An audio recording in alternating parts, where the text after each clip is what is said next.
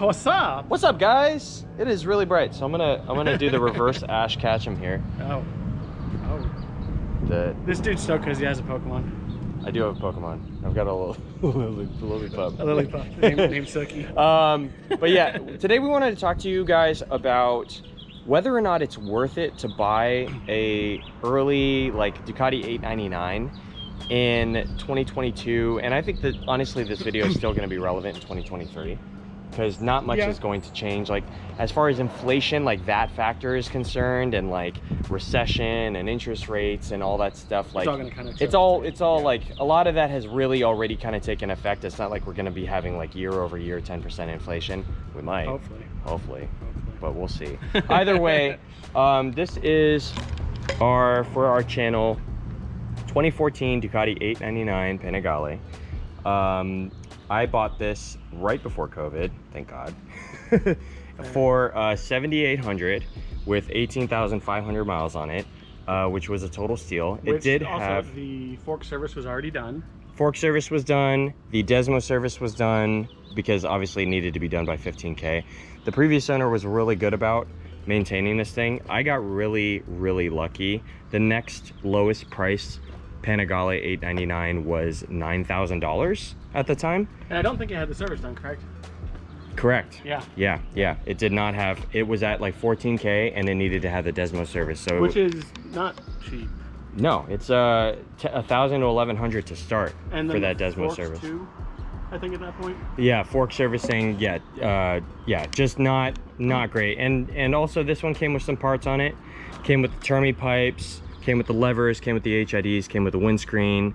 It has HIDs on it, yeah. I totally about that. As had the up map. We did, it came with a fender eliminator and a seat cal. Yes. We wrapped the plate, we did the rear sets. I had to get new brakes because of a whole nother video. You guys can check that one out about how this bike almost caught fire and it was like... Stuff. Yeah. Like what? You're just gonna gloss over that? I got the sliders with the suspension. Carbon clutch cover. Got the dry carbon clutch cover. Yep. I got these sliders, and it has the upgraded suspension link to distribute load more evenly so you don't total your bike if you drop it. And I got the grip set up in the tank sliders. Yes. So all in all, this bike has about 12,000 in it right now, because of the fact that I also had to get a shifter fork detent spring, which basically broke on day 2. That's a whole nother video. You guys can check that out. We have a up playlist there for the Ducati stuff, and you can click that. If you guys are interested, check that out. But all of that being said, the question is it worth it to buy a Ducati 899, something that has high mileage in 2022, 2023? Short answer, yes. Short answer, yes, absolutely. 100%. Because this bike, it is an 899. If you wanted to buy something within the same price range today, you'd be looking at like a 600 new. Yes. And this is a better bike than a 600. And actually, like just the market for these have bounced. So have they? When they drop down to 9K, now the same $9,000 bike, or even this one right now, you would find for 11 or 12,000 without mods on it. Yeah. So this has 12,000 in it, but like I don't plan to sell it. But if I were to try to sell it, I would list it for 14 at the minimum. Well, yeah, because of all the extra stuff you have on the bike and everything. Yeah. But that's the thing is like I said, modern day 600s are like 12, 13, 14 $1,000. Yeah. And if you had 14K to spend on a bike, why would you buy a 600 when you could buy a Panigale? Yeah. So therein lies the question, well, why don't I just get a used 600? Yeah, you can absolutely get a used 600 if that's what you're looking for. If you want to have that, if you want to have a Japanese bike, super reliable, rides forever, doesn't really have issues, screams, that's great. The question more so is, do you want to have the Ducati? Is the Ducati worth the extra money over the used 600? Because compared to the new 600, I would say the question is definitely yes. In my opinion. I think even compared to a used 600, because you run into the fact that this is a V-twin, it has a lot more torque, you know, than your average 600cc bike that is like. This is 148 horsepower. Yeah. And a 600 these days is anywhere between 108 to 116 horsepower, but you have to rev the piss out of it to get the power. Very high. You know, like this one has great torque. So now the question is, if we're comparing it to a new 600, I would say yes. If you're comparing it to a used 600, I would say it depends on your budget, what you're going for, all those things. Because like, let's say, I would also say the fact that you will eventually outgrow a 600 if you... Maybe. Depends on how you ride, what you want to ride, all that stuff. Fair. But like, for example, like let's say I wanted to get one of my favorite years of 600 RR is the 0506 with the upgraded upper fairing, and they switched to inverted forks. Yeah. And I got a buddy who has one, and it's a great bike, and he paid $3,500 for it, and you can still get one today for $3,500. Yeah. So this for like 10, 11, 12,000, or that for 3,500, then we're talking a whole different comparison, and that's not really, I'd say, what this video is about, because even if I didn't have this, would be like, oh, I don't know, $3,500 for I could do a lot with $8,000, you know. Yeah, no, that's definitely you could get two other 600s, you know, like just have a bunch of them. Yeah. So now let's talk about, is it worth it to get this over like an 848, which was a predecessor to this, and then the Super Mid, or the 959, which succeeded this, or even the V2, which is the most recent Super Mid that Ducati has to offer. Now that's like super subjective, because the 959, in my opinion, while it looks almost exactly the same, has a couple things about it that I don't like aesthetically. And I've also heard some issues with the wiring harness where the bike will just have reliability issues, which is terrible. That being said, the 959 does have a little bit more power.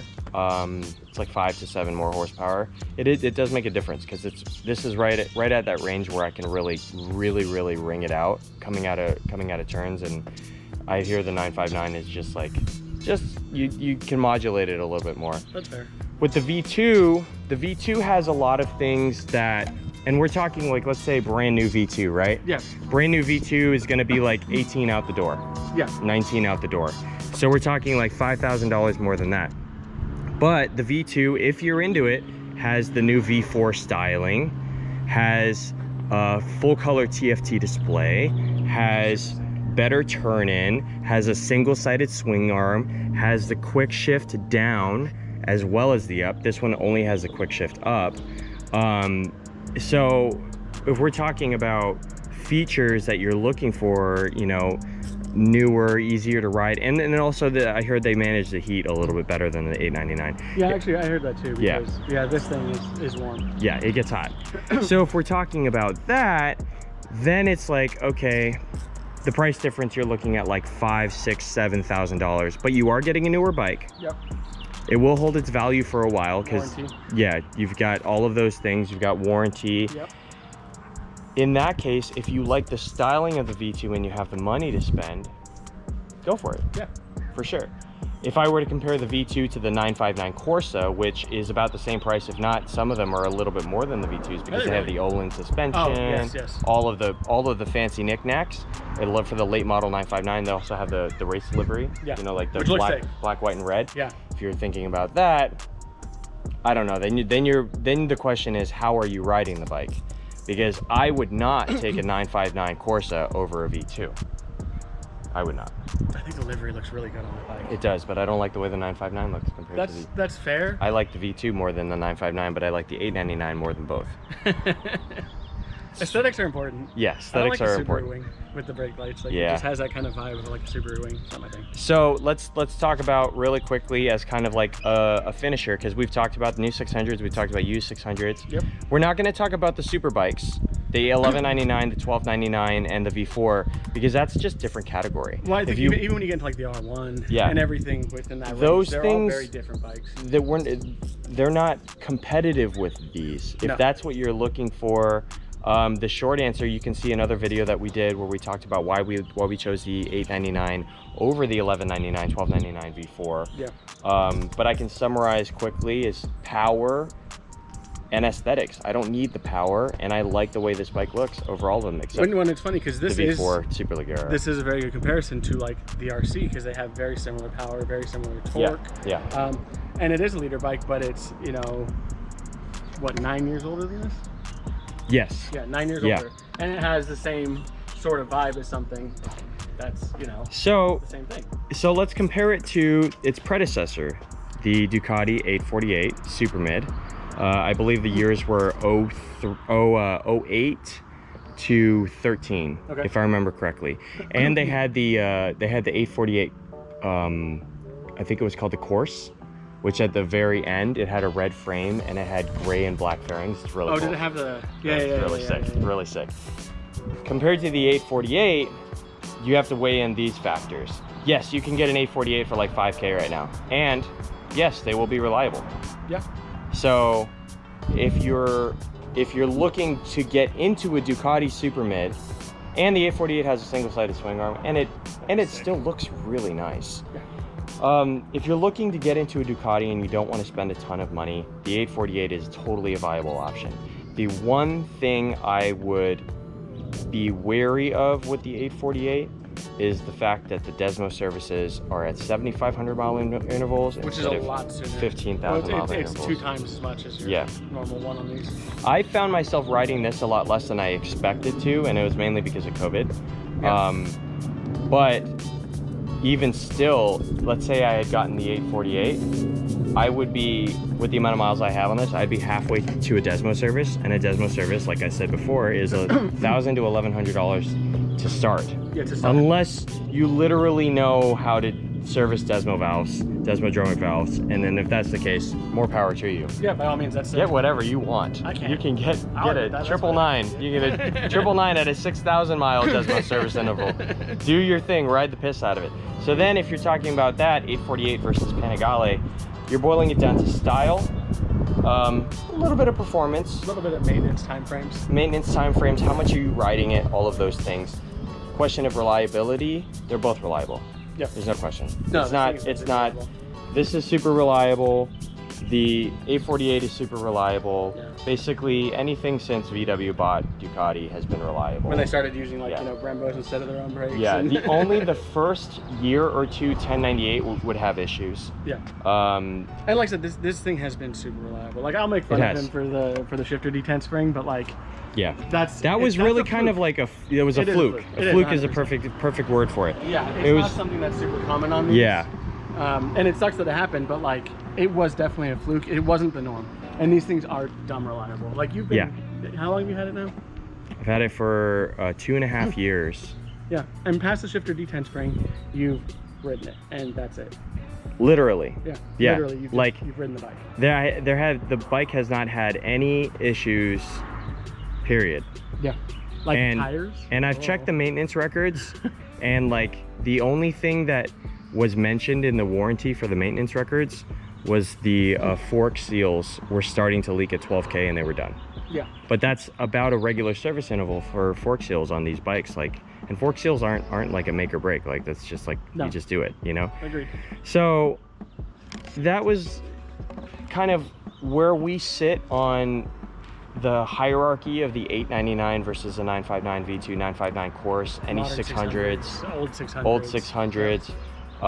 You know, if you want to compare it to something like an RC51, then we're talking heritage, collector's value, things like that. Yeah, but I mean, in terms of the bike being the bike, like they're very similar. They're very similar. They're very similar bikes, but they're different tools for different jobs. I feel like. That's fair. Yeah. But anyways.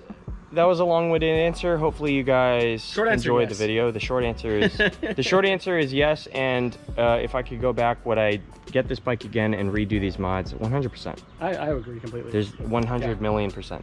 This thing is so cool. 100,000. Imagine that. Straight up fact. Let us know what you guys thought of the video in the comments down below. And if you liked the video, please make sure to like, subscribe, ring the notification bell, and we'll see you in the next one. And we appreciate you guys.